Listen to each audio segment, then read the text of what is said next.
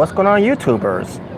My name is Robert Serrano Jr., Natural Born Thriller, and welcome everyone to WWE SmackDown and 205 Live Review, the show from June 12th, I believe it was. Yes, June 12th, 2018.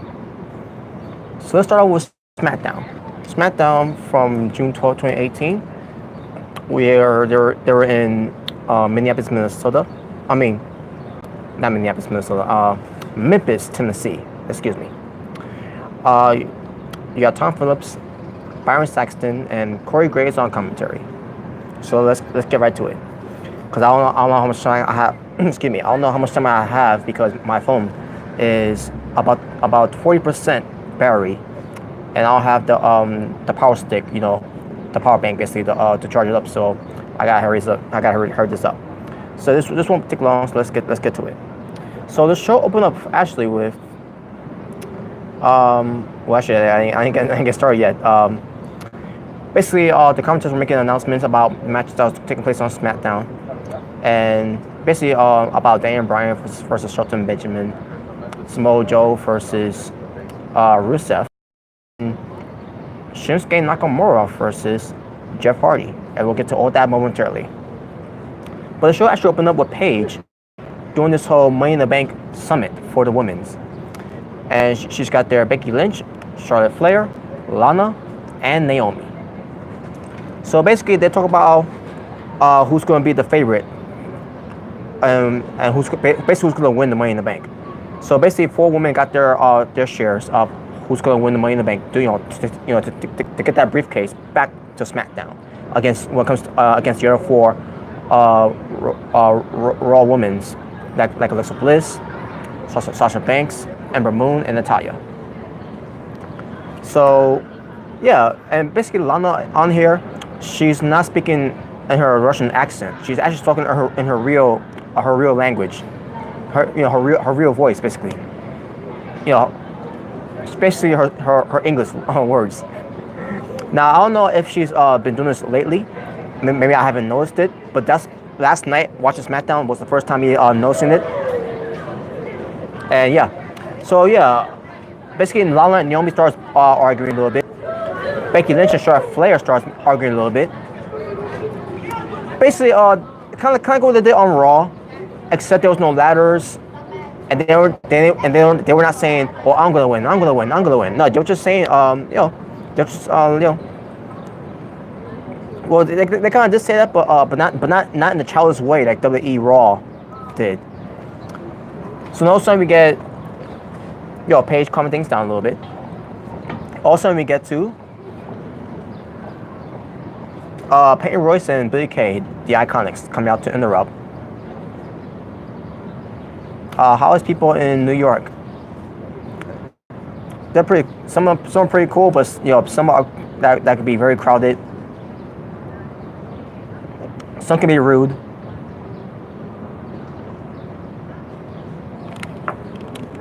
Some are, could be annoying too. But what's going on at AO9? What's going on with you? But yeah, so yeah, the Icons comes out, and they can be loud too, by the way. But anyways, so the Icons comes out, and basically they make fun of Naomi. They make fun of a dance and everything, and then we get Mandy Rose and Sonya Deville coming out. AO9, my day been mess. Oh, so your day's been a mess. Well, I'm sorry to hear about that, man. Hey, my day wasn't going so well either. Well, sort of. If I want to talk about how my day is, I wish I could have continued on working today, but unfortunately it was raining earlier, so I guess that's in a way I didn't feel good about that. So hey, PlayStation guy 85. I know who that is. Pimp. Well, let me show you something about me being a pimp. Can't be a pimp without your fedora hat, Pimping ain't easy. Just saying. But yeah, what's going on, Remington? All right, so yeah, so like I said, Mandy Rose and Sonya Deville coming out, and basically joined along with Peyton Royce and Billie Kay, the Iconics, to make the basically talking about the women's that's part of the women's Money in the Bank, and then also in the women's in the ring, that's part of the Money in the Bank. Becky Lynch, Lana, Naomi, and Charlotte Flair, they all got out of the ring to go right after the Iconics, Billie Kay, Peyton Royce, and also Mandy Rose and Sonya Deville. AO9, is Brooke good looking? Brooke. To you, who's Brooke? To me, to you, I don't know who you're talking about. Yeah, gotta be more specific. AO9. So you said Dana Brooke. Yeah, Dana Brooke is good looking. I'll say that. She's got. I mean, last I've seen her.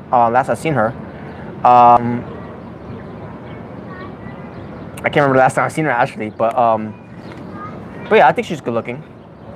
Even when she was fit, but now she's thick, which is nothing wrong being thick, by the way. But still, but yeah, I think she's good looking. But anyways, so the women are battling and everything. They start fighting. We get referees come out to break it up and everything, and then Paige makes a match for the women's to be an 8-man tag team match. PlayStation, she got that ass. Yeah, she does, and she's got the breasts. So we get the first match started. We get Daniel Bryan versus Shelton Benjamin. First time ever in WWE, Daniel Bryan and Shelton Benjamin are wrestling, and it was a good match. And basically, there was a lot of good drama and storytelling match between Shelton Benjamin and Daniel Bryan, which was good. And then in the end, Daniel Bryan ends up winning the match against Shelton Benjamin, making him tap out with a heel hook. So yeah, opening match with SmackDown, awesome, between Daniel Bryan and Shelton Benjamin, and I want to see more of these two wrestling each other. Next we get to Asuka right into Paige backstage, where Asuka wants a piece of Carmella. So Paige is like, I'm not gonna give you that until Money in the Bank, but she's got a better idea.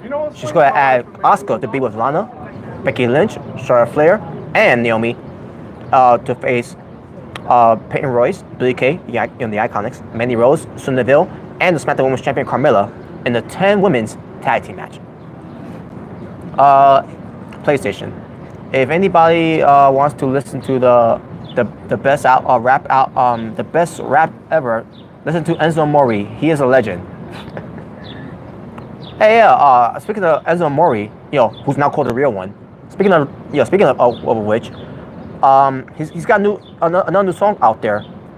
I haven't seen a video of it yet, but I have listened to it. I forgot what it was called though. But I think it sounds pretty good. And there was a little reference there from Eminem of "I am who you say I am," something like that. I forgot how it was said, but I got look at that again, and I'll probably do a live reaction to it too as well.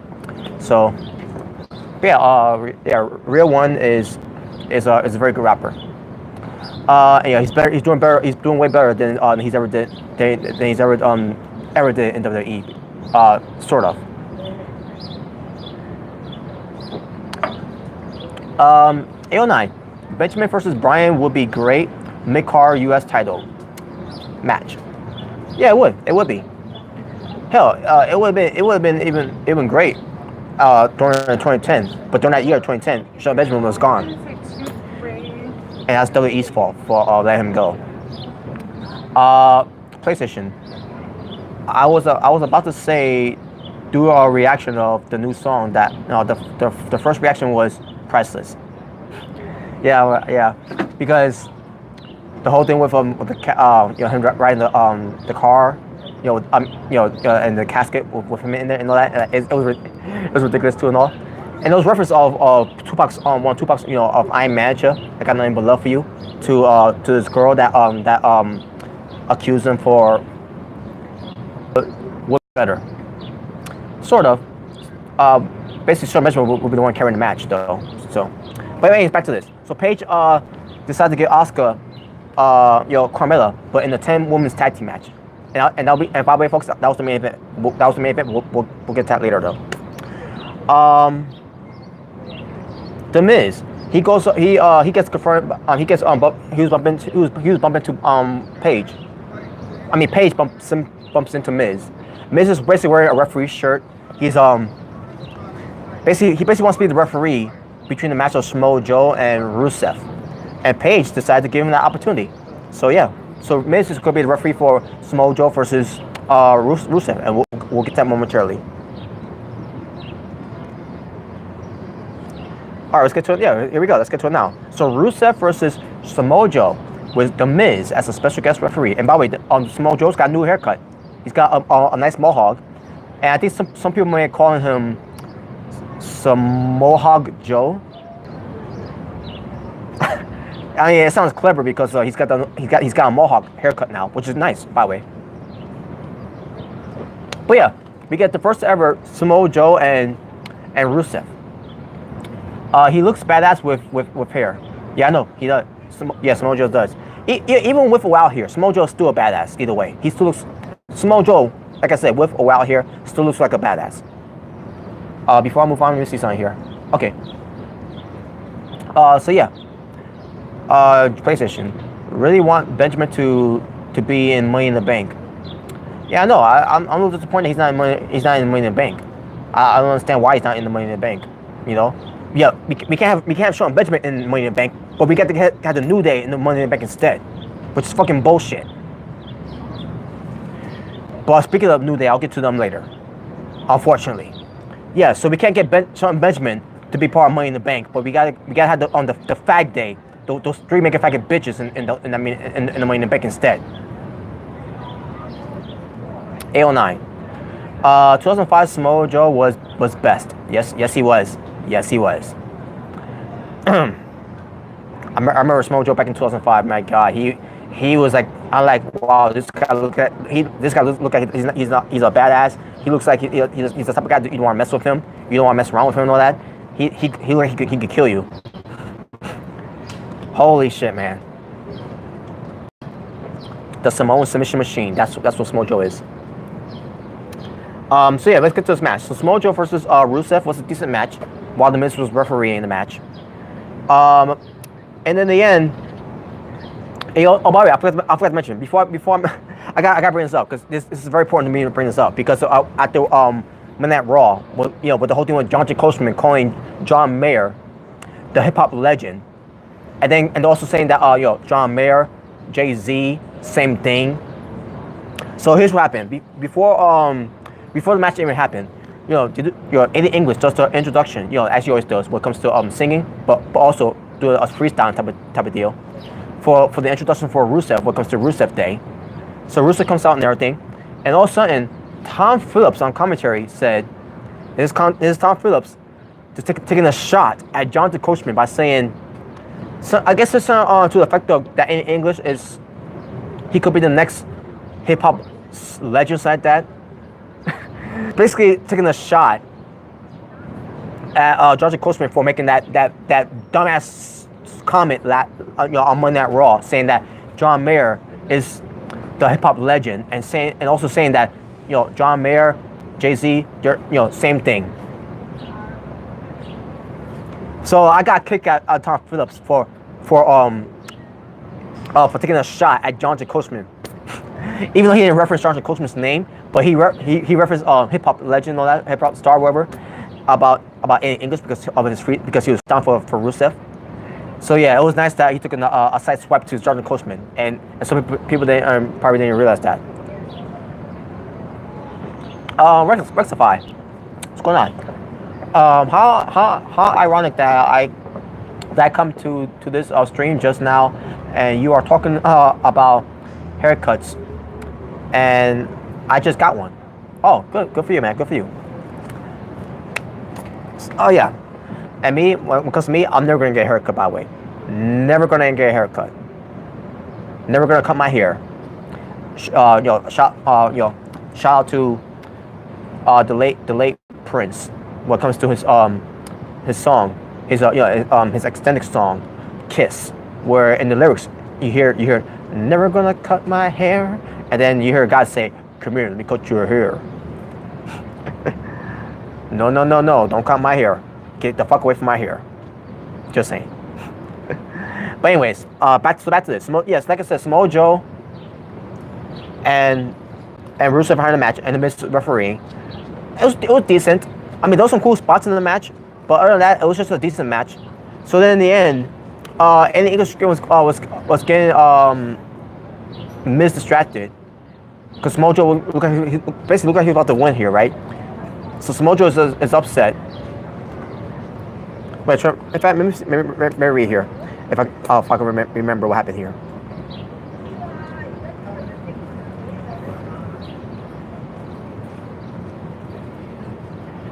Oh yeah. So Miz was distracted by Eddie English because Mojo, I think he was about to win. And also, Smojo sees Aiden English there, right? So Smojo goes run after Aiden English, but instead of hitting Aiden English, he hits the Miz instead, and accidentally. So then Smojo grabs the Rusev after that whole thing went down. Goes for a cover, basically went for your slam. The get off me, So Miz refused to count. And just Mojo is like, you should be counting and everything. And Miz is like doing this and everything, and then Mojo gets him by the finger. And then Rusev comes out of nowhere with the mascot kick to Mojo. And Rusev beats Mojo. So yeah, Rusev wins against Mojo, which means that Rusev got some momentum going to the Money in the Bank. And it also means that Rusev is not going to win Money in the Bank. 809, Mojo could win. That could be a possibility, and I'll do a preview of it later on tonight, by the way. But yeah, so after the match, Rusev gets a ladder. He sets a ladder up to get to the briefcase, but then the Miz stops him. Well, actually, first Rusev hits Mojo with the ladder first to get him out of the ring, and then he sets the ladder up, and then Miz comes in out of nowhere. Skull Crusher finale. He climbs the ladder. He grabs the briefcase. He goes into front of the commentators, basically sending signals that he could win Money in the Bank. Which, by the way, Miz is not winning by either. By the way, just let you know. No, he could win, but we'll see. We'll see what happens. But again, I'll give my thoughts about it when I do the preview later on tonight. But Miz is in front of the commentators, right? And he tells Byron Saxton to open up the briefcase. At that point, I wasn't paying attention that much and everything. Like, okay, I was like, you know what, whatever. It's just it's just Miz Miz being Miz. And then Byron Saxton had a smile on his face. And he was sounding like he's having a good time because because it wasn't in the briefcase. And you know what was in the briefcase, folks? Fucking pancakes. And then we see the New Day backstage laughing about this, just because the Miz is once again being outsmarted by New Day. I fucking hate this shit. That was fucking garbage. I fucking hate the New Day, and I fucking hate that they ruin pancakes for me. And I fucking hate that they're burying the Miz. I'm calling it as I see it. The New Day is burying the Miz, and it's pissing me the fuck off. 809. I see Ember or Natalya could win Money in the Bank too. I'll get to that too as well when I get to it. But yeah, that's what I gotta say. And that's in hour number 2. I mean, hour number 1, I meant to say. My apologies. So wrestling in hour number 2, hour number 1. See, fucking New Day get me all pissed off right now. And of course, you got Byron Saxton, smiling and everything like a fucking pussy. Because this whole pancakes thing with New Day is funny. It's funny, yeah, it's fucking funny. No, it's fucking garbage. Anyways, wrestling hour number 1, 2 matches. Now let's get to hour number 2.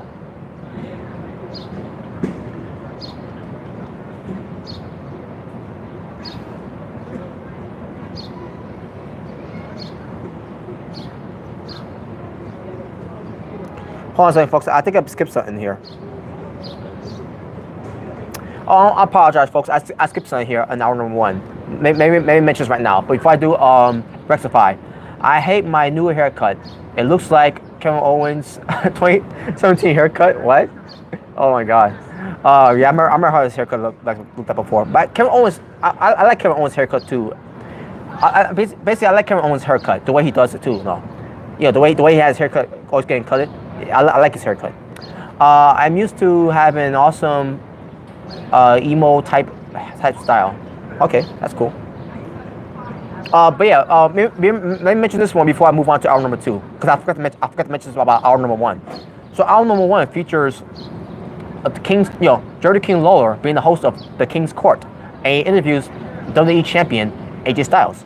So basically, the interview was about Shinsuke Nakamura versus AJ Styles for at Money in the Bank in the last man standing match for the WWE Championship. And basically, AJ Styles kept it short and sweet that he's gonna beat Nakamura at Money in the Bank in the last man standing for the WWE Championship. So yeah, it was short to the point. I see myself, good. Unlike WWE Raw, that just keep dragging stuff all the way to the point. SmackDown, they cut to the point. So I appreciate that. AO9, Nutcracker Nakamura Styles needs to wear a cup to cover to be low blow at Money in the Bank. We'll see. By the way, when it comes to Nutcracker Nakamura, I just call him Shinsuke Nutcracker Mura. All right, but there you go. Now let's get to hour number 2. And hour number 2 will feature Jeff Hardy versus Shinsuke Nakamura.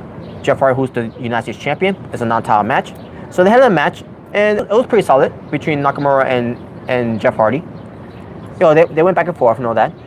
And then we get Jeff Hardy going for first the Twist of Fate cutter.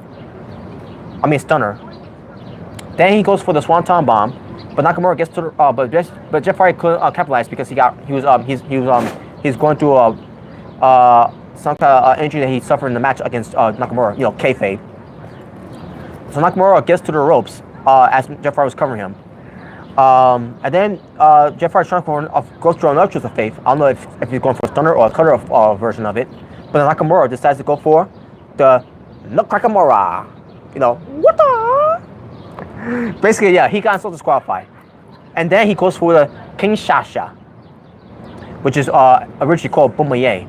But yeah, he goes for the Kinshasa.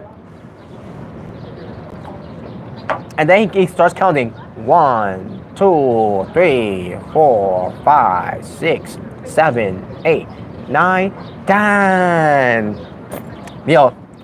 What comes to last man standing match, where you had to answer to the count of 10, and Jeff Hardy did not answer to the count of 10. So yeah, even though Nakamura didn't win the match, but he showcased everyone. It doesn't matter if he does go for a low blow against Styles, because when it comes to last man standing match, there's no disqualifications, there's no countouts, except for when it comes to being a last man standing match, you had to incapacitate your opponent until they can answer the count of 10. So they got to a count of 10 to get back up on their feet to be the last man standing. So Nakamura, he's got some momentum right there, because it doesn't matter if he goes for a low blow, he can't get disqualified. So that's why he did what he did with Jeff Hardy. And when it comes to Jeff Hardy and Shinsuke Nakamura, I'd love to see a match between those two again in the future. I think it will be way better than what we have on SmackDown last night. Before I move on, let me see what we got here. Rectify. I hate the fact that it's a last man standing match. Didn't their backlash match ended like a last man standing match? We could see a repeat.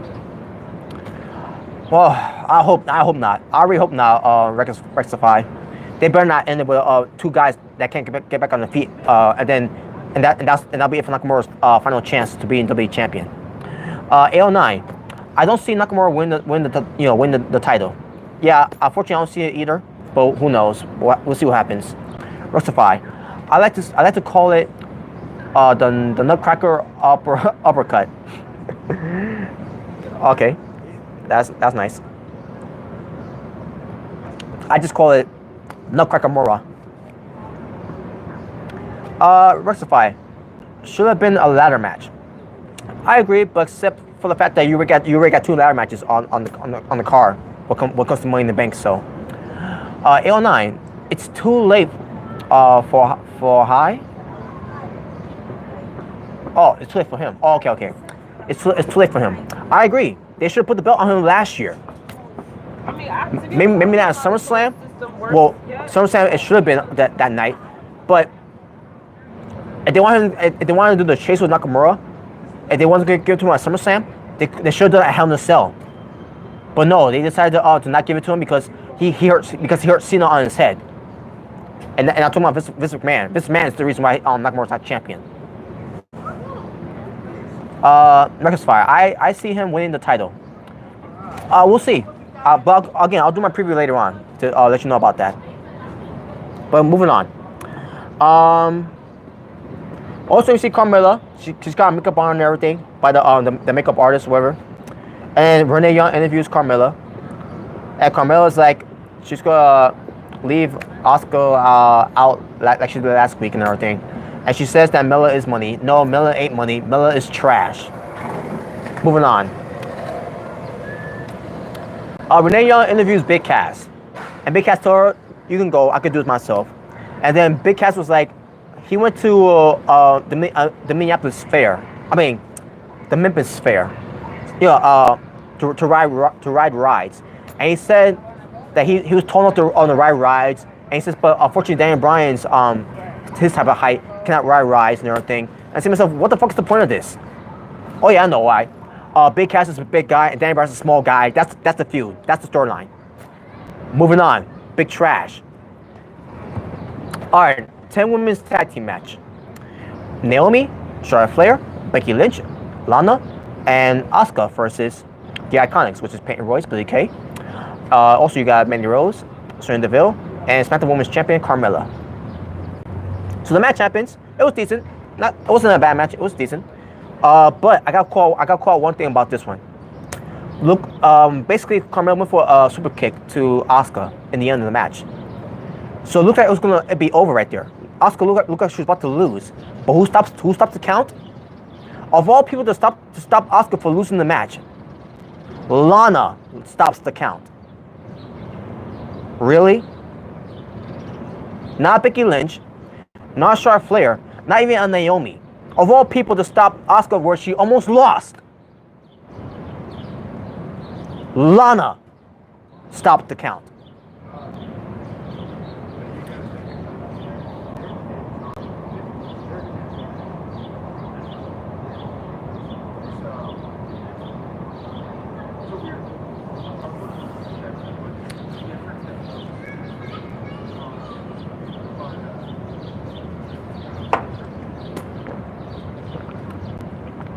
Asuka's done. But I'll talk more about that when I do the preview. So then Asuka and Carmella will do some reversals and everything, and Asuka caught her in the Asuka lock. Carmella immediately taps out. So yeah, that right there tells you about that Asuka's not gonna win, folks. Absolute fucking bullshit.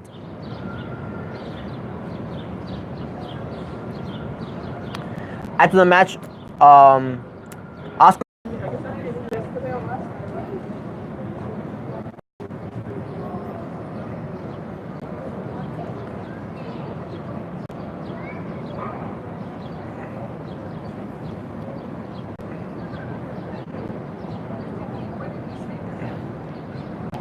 Am I still live?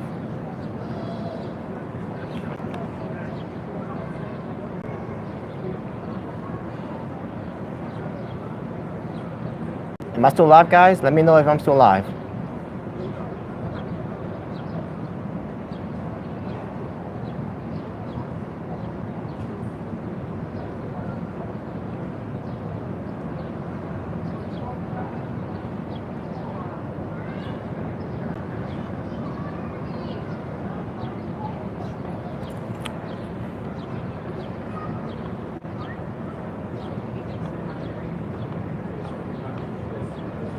Okay. I guess I'm still live, right? But yeah, that was the end of SmackDown, basically, folks. And I apologize, by the way. So yeah, as I was saying before, Asuka was being surrounded by Charlotte, Becky, Naomi, and Lana because of the final spot, the final segue for the go home show for Money in the Bank. So yeah, wrestling hour number 2 for SmackDown. Basically, that was it for SmackDown. Wrestling hour number 2. 2 matches. Wrestling overall. Total amount of wrestling overall for SmackDown from June 12, 2018. 4 matches. And my overall rating for the show, I'm gonna go 6 out of 10. And you know what? This show, SmackDown, did its job for me. Unlike Monday Night Raw. Because unlike Monday Night Raw, SmackDown gave me a reason for this go-home show for Money in the Bank. For me to tune in this Sunday to watch WWE Money in the Bank. Now, unfortunately, I won't be able to watch live because I'll be working. But I'll still catch Money in the Bank, though, to see later on the WWE Network, to see how it turns out. I'm gonna try everything I can to avoid any spoilers too. No Facebook, no Twitter, no Instagram, no YouTube, no nothing. So yeah, I'm gonna go 6 out of 10 for SmackDown for a great job for a go home show. I mean, it wasn't a great show. I thought it was a good show. And that's all I can say at this point. I thought it was a good show, and there you go. That's all I want to say. Now, before I move on to 205 Live, let me see something here. In case I miss anything, after I went away because low connection. Let me see. Let's see. 809. They better not do the same thing with Asuka like they did doing with Nakamura. Now wait until another month. We'll see 809. We'll see. I would not be shocked if WWE books Lana to win Money in the Bank and cash in on Ronda Rousey, and she wins. Oh, they better not do that. I don't want to think about that. George, I didn't check out SmackDown last night, but from what I heard, it was not worth watching, and I didn't miss much. Oh, Carmella and Icons are get off my TV list, please. Get rid of those. Get rid of them. I'm not gonna say that word because I have too much respect for women to say that, so not gonna say that about them. Rectify. After what happened with Nicholas, I wouldn't be surprised if they did something like that. Oh, no, they cannot do that. Oh my God, they better not do that. Versify. What do you think of my Linkin Park picture? I can't see that much, but it looks pretty cool. Yeah, it looks pretty cool. AO9, you said that you give it a 7 out of 10 for SmackDown. Okay, that's fair. All right, now let's get to 205 Live. 205 Live now, results for this review. The show from, basically same date, same place. So yeah, June 12, 2018, you have Nigel McGuinness, Percy Watson, and Vic Joseph on commentary. So let's get to it. We get to good show, 205 Live, 809. Yeah, well, I thought it was a good show too, but I'll get to that momentarily. So yeah, we get to Kalisto, Grand Metalik, and Lindsay Dorado, the Lucha House Party versus Drew Gulak, D. Brian Kendrick, and Gentleman Jack Gallagher. So we get this 6-man tag team match. But before we get to this match, the Lucha House Party, they came out, and then Kalisto went backstage for some reason. I don't know why, and he came back out, and he had a piñata named.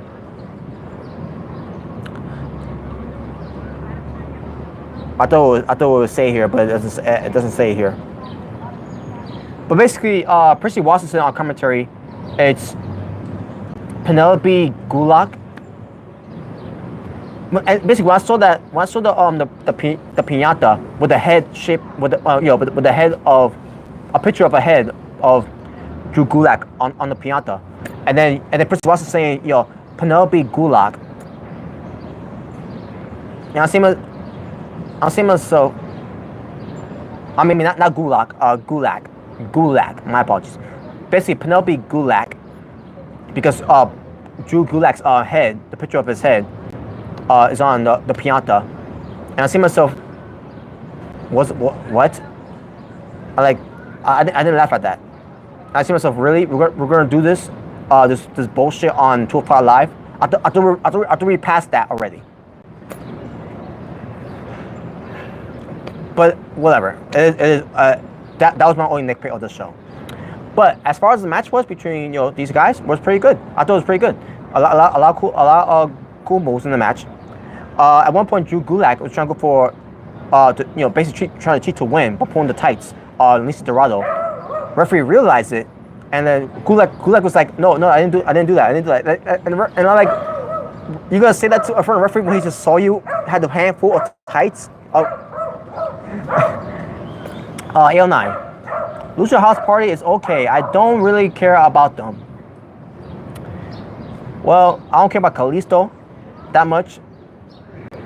And, basically with him in WWE, I don't care about him in WWE that much, but I care about Lince Dorado. In fact, I kind of like this whole Lucha House Party thing.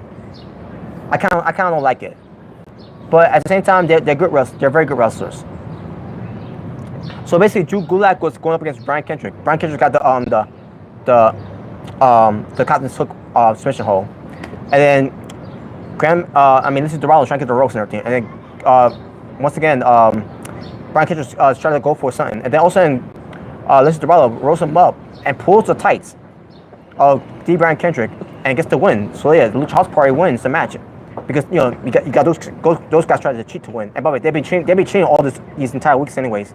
So the Lucha House Party was basically fighting with fire with these guys. Fighting fire with fire against these guys. What goes around comes around. So yeah, so they win the match. The Lucha House Party, and obviously the feud is going to continue on between these two teams. So next we get to we get the general manager of 205 Live, Drake Maverick, who wanted to see Buddy Murphy about the whole thing with Hideo Itami. But before we get to that part, Hideo Itami was going to promo where kind of salty promo to himself about he wants to be cruiserweight champion, and he said when he becomes cruiserweight champion, everybody will respect him and all that, or I think he said it in a way, you will respect me. It's not that. And before he spoke in Japanese first, and then he's talking in English, and then we get to the part with the general manager Drake Maverick.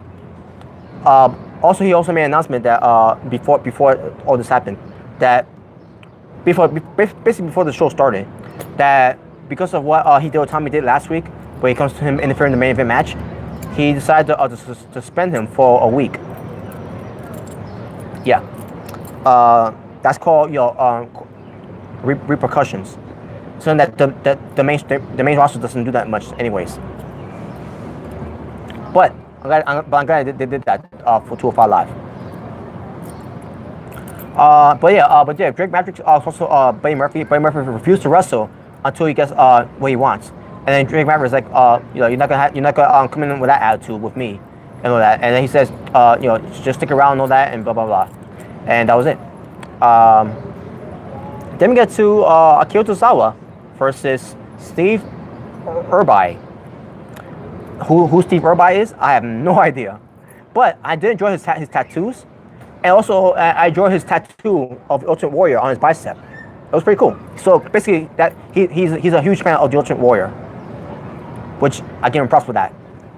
Ultimate Warrior is one of the greatest of all time. He may not have been the best, the greatest worker in what comes to being a wrestler, but what comes to his character, what comes to what he brought as values and all that, Ultimate Warrior was the man. He was the man. Well, a shadow of a doubt. But yeah, so we got Akira Tozawa facing Steve Urban. Don't know who he is, but I thought Steve Urban did alright in the match against Akira Tozawa. And then Akira Tozawa gets the win over Steve Urban. We get Mustafa Ali kind of promo about he wants an opportunity against Hideo Itami for that attack, and also he says something about but he still wants to get to Buddy Murphy too as well when it comes to getting a win over him. So in there, Also, not gonna mention this, folks. I guess I mentioned this last week when I did the review.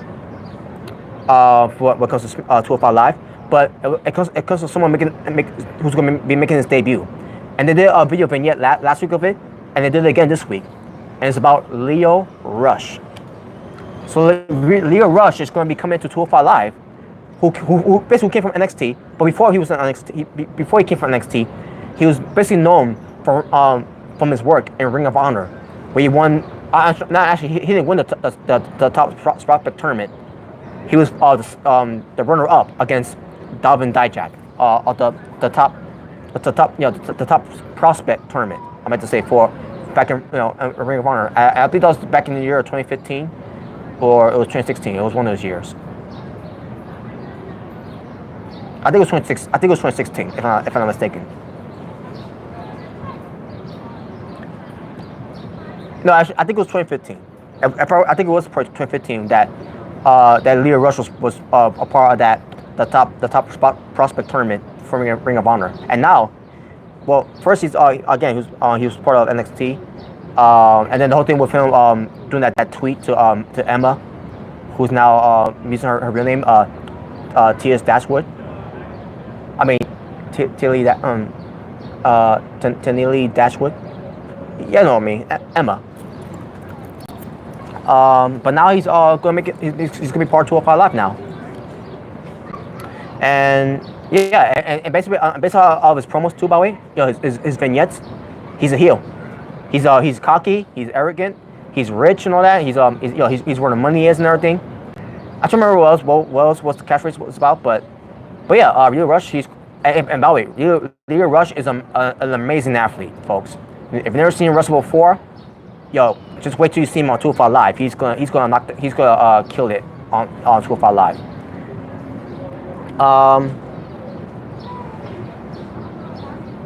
George, the problem with 205 Live is good wrestlers, but no personality. By the way, Rockstar Spud, aka Drake Maverick, should be on the main roster, in my opinion. I agree too. He should be wrestling. Speaking of Drake Maverick, before I get to AO9, thoughts on my comments. You mean the Lucha House Party thing? I already mentioned that already about Lucha House Party. Don't like it that much, but hey, they're good wrestlers. So that's my thoughts on your comments. So yeah, but speaking of Drake Maverick, we get TJP kind of a selfie promo to himself about how Drake Maverick is now heaving his warning about TJP is going to be he wants to leave 205 Live to a better to work with a better general manager from either Raw, SmackDown, or NXT. So he's pointing out there that he is cruiser great, whatever, and whatever, TJP, whatever, I don't know where this is going. Maybe it's going to lead to to Drake Maverick, to wrestle. Maybe, I don't know if that's what they're going with, but we'll see. AO9, no, about problem on 205 Live. Oh, you mean that? Oh yeah, the one that George did. But yeah, I agree. I agree with the whole thing with the wrestlers, good wrestlers in there, but no personality, which I agree. I mean, at one point, Vince McMahon was doing something with 205 Live when it comes to these wrestlers having personalities, like with Drew Gulak, and then with I can't remember who else. Can't remember who else. yeah, you're right. It's a huge problem with that. But yeah, hopefully maybe Triple H can make that work, make it work somehow. I mean, look at Mustafa Ali right now. I see his personality about what he's about, and well, what else could we say in there? Lucha House Party. You could say that their personality is about they're all about having a party, and they're all about lucha and all that, and yeah, having a good time and everything. But at the same time, they also want to they also want to go in the ring. AO9, Enzo and Drew Gulak had characters on that show. Yeah, they did. Yeah. Even when Murray was there, he had a character. Also, if I go to remember too, Rich Swann, at one point, I think he had a cool personality. When it comes to him, he loves to dance and everything. Can you handle this and everything? All night long. And TJP also had he kind of had that personality too. When it comes to playing being a video game character type of guy. Remember that one? Oh yeah, and it didn't work out that well anyway. So, but anyways, but yeah, let's get to this now.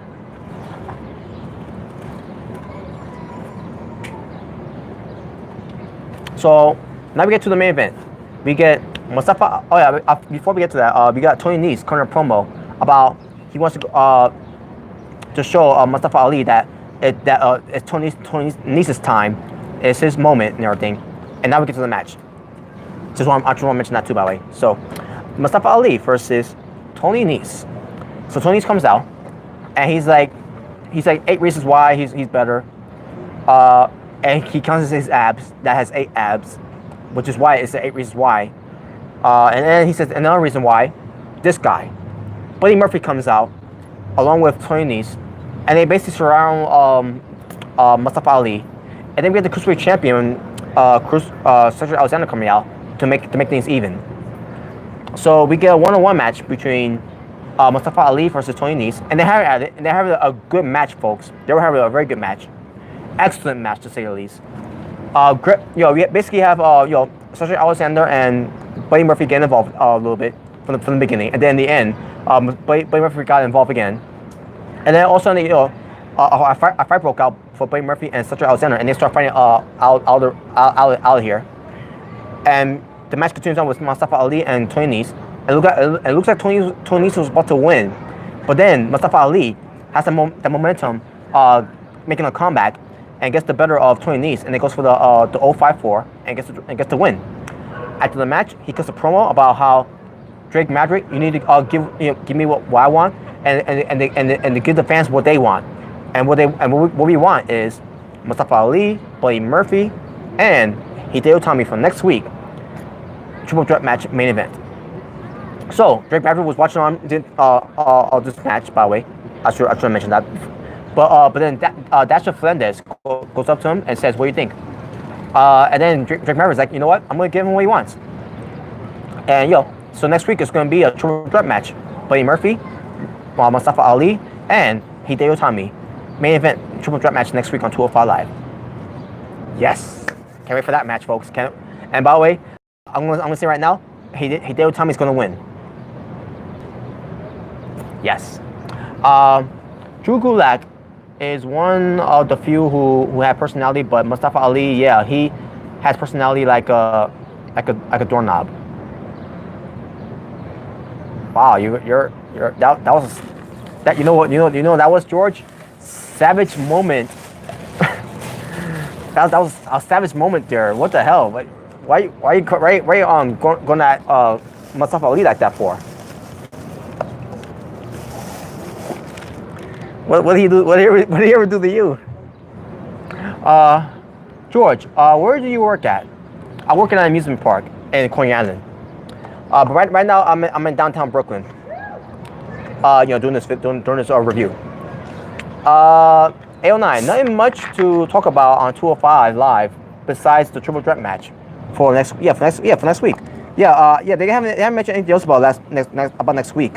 So we'll see what they do next week. Besides that match too as well. But we'll see what they have in store. But there you go. So Tomorrow Wrestling for 205 Live, 3 matches, and my overall rating for the show for 205 Live, I'm gonna go 7 out of 10. I thought it was a good show. I mean, it wasn't an impactful show, but I thought it was a good show, for what we got. And there you go. And that being said, I'm done. And I'm gonna wrap up from there. So they go up for watching. Before I go, L9, I enjoyed both SmackDown and 205 Live last night. I have too. I did too. It was very tolerable, and it was way better than Monday Night Raw. George, I'm just telling the truth about Mustafa Ali. Oh, okay. Still a savage way to say it to him, though. That was still a savage moment for you to say that about Mustafa Ali. But anyways, yeah, but that's cool, George. That's cool. But yeah, but that being said, I'm done. Thank you for watching. If this is your first time watching me, my name is Robert Serrano Jr. That's your Born Thriller. Please subscribe if you haven't yet. 809. Bye, Robert. See you later. All right, yeah, see you later too. Yeah, and join me later on tonight for the preview. And if you enjoyed this video, give it a thumbs up. If you didn't enjoy this video, give it a thumbs down. Either way, the choice is yours and yours alone. And that being said, I'm done. I'll see you all later on tonight when it comes to my preview for Money in the Bank and another preview I'll be doing for tomorrow, basically. And also when it comes to NXT, I got watch NXT later on tonight too, by the way. Basically when it comes to NXT TakeOver Chicago 2, that'll be tomorrow. But later on tonight will be WWE Money in the Bank preview. So join me that later on tonight, folks. And that being said, I'm done. George, you said peace, take care, man. Yeah, you take care too, man. You all take care. And peace on the streets. And I'm out. I'll see you all later on tonight.